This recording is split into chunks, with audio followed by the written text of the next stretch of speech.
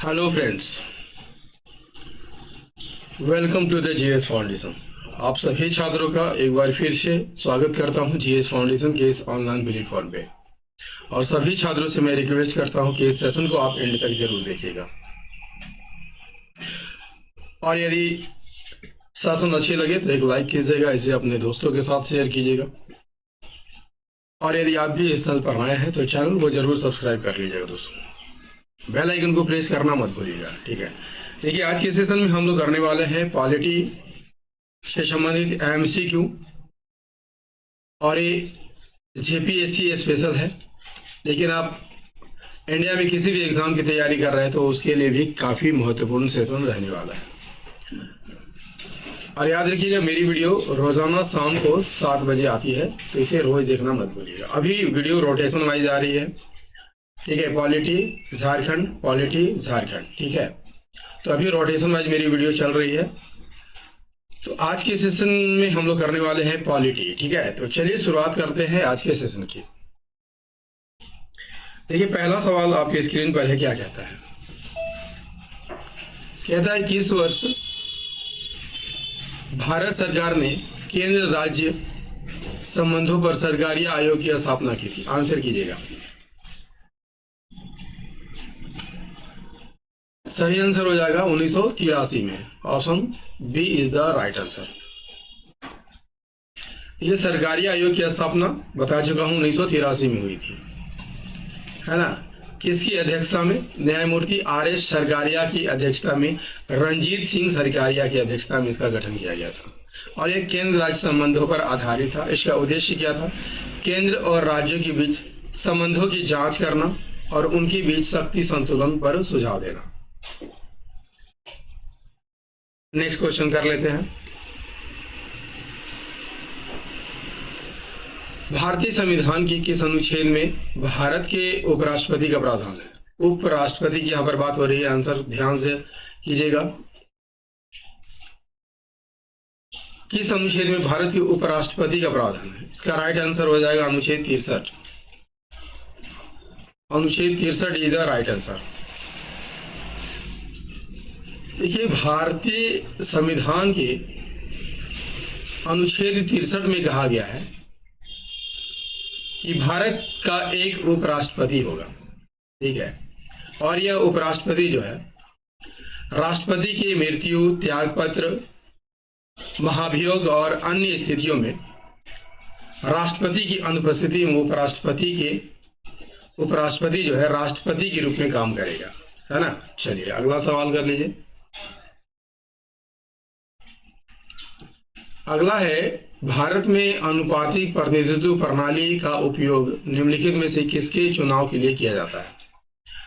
प्रधानमंत्री, राज्यपाल, राष्ट्रपति, संसद सदस्य।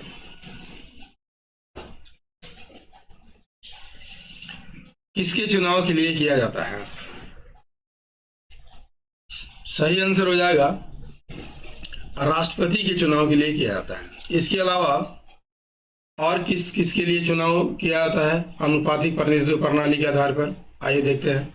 देखिए, राष्ट्रपति के अलावा उपराष्ट्रपति, राज्यसभा के सदस्य और राज्य विधान परिषद के सदस्यों का चुनाव भी अनुपातिक प्रतिनिधित्व प्रणाली के द्वारा किया जाता है, ठीक है। नेक्स्ट कर लीजिए। किस वर्ष मणिपुर और त्रिपुरा भारत का पूर्ण राज्य बन गया था? सही आंसर हो जाएगा ऑप्शन सी 1972 में। कब बना था? 1972 में। ये त्रिपुरा, मणिपुर और मेघालय को पूर्ण राज्य का दर्जा कब दिया गया था? 21 जनवरी 1972 को, है ना। किस अधिनियम के तहत? पूर्वोत्तर क्षेत्र पुनर्गठन अधिनियम 1971 के तहत, ठीक है। आइए नेक्स्ट क्वेश्चन पर चलते हैं। निम्नलिखित में कौन भारत के प्रथम राष्ट्रपति डॉक्टर राजेंद्र प्रसाद के खिलाफ मुख्य प्रतिद्वंदी उम्मीदवार थे? NN दास, KT Shah, CH Ram, S Radhakrishnan. इसका राइट आंसर क्या हो जाएगा? KT Shah. Option B is the correct answer. KT Shah जो है डॉक्टर राजेंद्र प्रसाद के मुख्य प्रतिद्वंदी थे पहली बार। देखिए, सबसे पहले जो है राष्ट्रपति चुनाव 1952 में हुआ था और डॉक्टर राजेंद्र प्रसाद के खिलाफ कुल कितने उम्मीदवार थे? कुल 4 उम्मीदवार थे, है ना। इन चारों उम्मीदवारों में केटी साहब को सबसे अधिक वोट मिला था और वे डॉक्टर राजेंद्र प्रसाद के लिए सबसे महत्वपूर्ण प्रतिद्वंदी माने जाते थे। अगला है नीति निर्देशक सिद्धांतों और मौलिक अधिकारों को संविधान की अंतरात्मा के रूप में किसने वर्णित किया है? इसका राइट आंसर हो जाएगा ऑप्शन ए, ग्रोनविले ऑस्टिन ने। देखिए, राज्य के नीति निर्देशक सिद्धांत और मौलिक अधिकार, ये दोनों दर्शन को समाहित करते हैं और संविधान की आत्मा का निर्माण करते हैं। ठीक है, इन्हें अंतरात्मा ग्रोनविले ऑस्टिन ने कहा है। क्लियर। ये राज्य के नीति निर्देशक तत्व, यदि आपसे पूछ लिया जाए किस देश के संविधान से लिया गया है? आयरलैंड के संविधान से लिया गया है। ठीक है, किस अनुच्छेद में है? अब पहले भाग देख लीजिए, भाग 4 में है। ठीक है, अनुच्छेद 36 से 51 तक में समाहित है। ठीक है, और ये राज्य के कर्तव्य है, राज्य के कर्तव्य हैं। राज्यों से अपेक्षा की जाती है जब वे नीति निर्माण करे तो इन तत्वों को भी लागू करे। ठीक है, मूल अधिकार की बात, ये आयरलैंड मूल अधिकार की बात कर लिया जाए तो ये कहाँ के संविधान से लिया गया है? मूल अधिकार जो है अमेरिका के संविधान से लिया गया है। ठीक है, भाग 3 में है और अनुच्छेद 12 से 35 तक में है। क्लियर। कितने मौलिक अधिकार है? 6 मौलिक अधिकार है वर्तमान में। पहले 7 मौलिक अधिकार थे, लेकिन 44वें संविधान संशोधन द्वारा जो कि 1978 में है, संपत्ति के अधिकार को हटा दिया गया और अनुच्छेद 300A में रख दिया गया। ठीक है, और संपत्ति के अधिकार को अब विधिक अधिकार माना जाता है। राइट। चलिए, नेक्स्ट है भारतीय संविधान के किस अनुच्छेद के तहत चुनाव आयोग का गठन किया जाता है? चुनाव आयोग का गठन 324 के तहत किया जाता है। Option A is the right answer. ये चुनाव आयोग का गठन बता चुका हूं कि भारतीय संविधान के अनुच्छेद 324 के तहत किया जाता है। ठीक है, चुनाव आयोग कैसा निकाय है? अस्थायी और स्वतंत्र निकाय है। इसका उद्देश्य क्या है? स्वतंत्र और निष्पक्ष चुनाव सुनिश्चित कराना इसका मुख्य उद्देश्य है ना। और सेशन कैसा लग रहा है दोस्तों, कमेंट करके जरूर बताइएगा। यूपीएससी के अध्यक्ष की नियुक्ति कौन करता है? तो जाहिर सी बात है राष्ट्रपति करेगा। Option A is the right answer. ये संघ लोक सेवा आयोग, यूपीएससी में एक अध्यक्ष होते हैं। ठीक है, सदस्य कितने होते हैं? 10 सदस्य होते हैं और इन सभी को राष्ट्रपति द्वारा नियुक्त किया जाता है। देखिए, अगला सवाल भी काफी इंपॉर्टेंट है दोस्तों। कोई विधेयक धन विधेयक है या नहीं, यह निर्णय लेने का अधिकार किसे है? ठीक है, तो केंद्र की बात कर लिया जाए तो लोकसभा स्पीकर को, ठीक है, यानी लोकसभा अध्यक्ष को। ठीक है, राज्य की बात कर लिया जाए तो विधानसभा अध्यक्ष को। ठीक है, विधानसभा अध्यक्ष को। राइट आंसर क्या हो जाएगा? Option C is the right answer, राज्य के विधानसभा के अध्यक्ष को।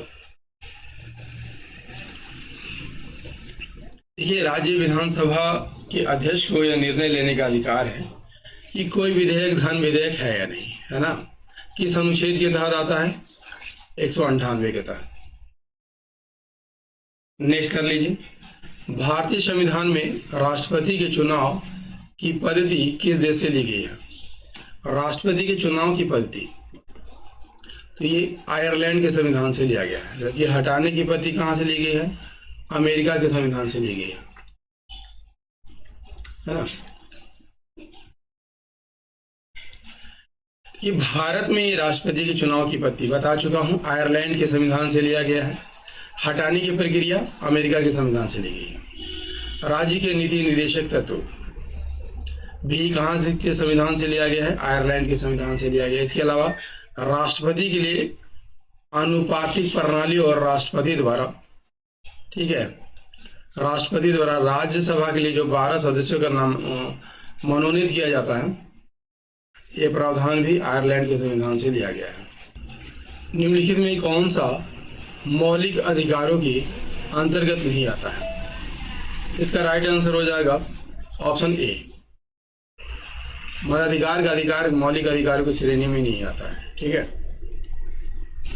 देखिए राज्य का नीति निर्देशक सिद्धांत किस अनुच्छेद में है, किस भाग में है? भाग 4 में है, अनुच्छेद 36 से 51 तक में है। ठीक है, सामाजिक, आर्थिक और सांस्कृतिक अधिकार इसमें शामिल होते हैं, जैसे शिक्षा का अधिकार, आजीविका का अधिकार, स्वास्थ्य, आवास का अधिकार। और संविधान के भाग 3 में क्या है? मौलिक अधिकार है। ठीक है,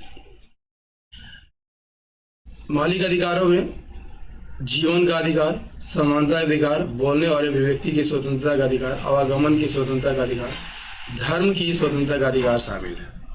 वोट का अधिकार नागरिक और राजनीतिक अधिकारों के अंतर्गत आता है। राइट, चलिए नेक्स्ट कर लीजिए। लोकसभा के चुनाव लड़ने के लिए किसी उम्मीदवार के लिए न्यूनतम आयु क्या निर्धारित की गई है?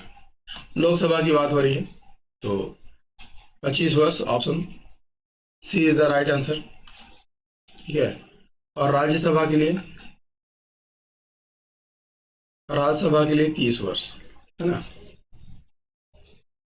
ये लोकसभा का सदस्य बनने के लिए उम्मीदवार के पास कौन सी योग्यता, पात्रता या मापदंड होना चाहिए? सबसे पहले तो उम्मीदवार को भारत का नागरिक होना चाहिए। ठीक है, उम्मीदवार की आयु कम से कम 25 वर्ष होनी ही चाहिए।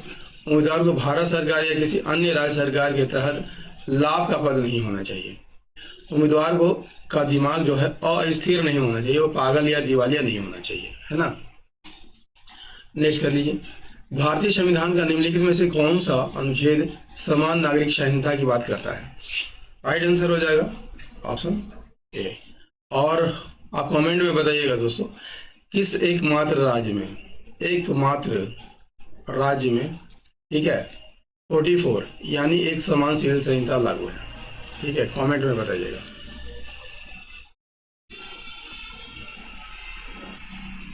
देखिए 43, 45 और 46 अनुच्छेदों को हम पूरे डिटेल में देखेंगे।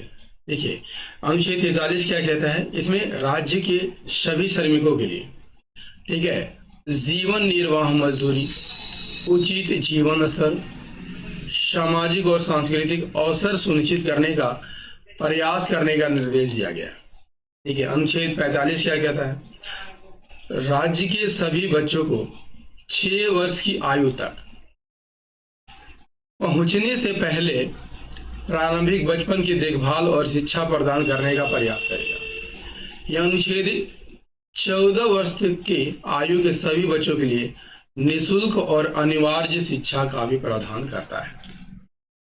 अनुच्छेद 46 क्या कहता है?